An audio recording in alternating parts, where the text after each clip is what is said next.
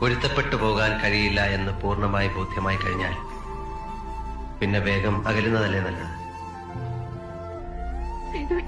വേണ്ട, ആ വിളി കേട്ട് സന്തോഷിച്ചിരുന്ന സേതു ഇപ്പോഴില്ല.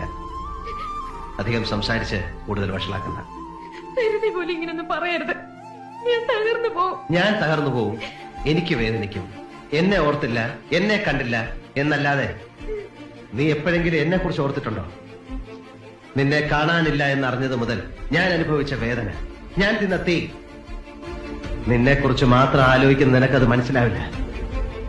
എന്തായിരുന്നു ഉദ്ദേശം?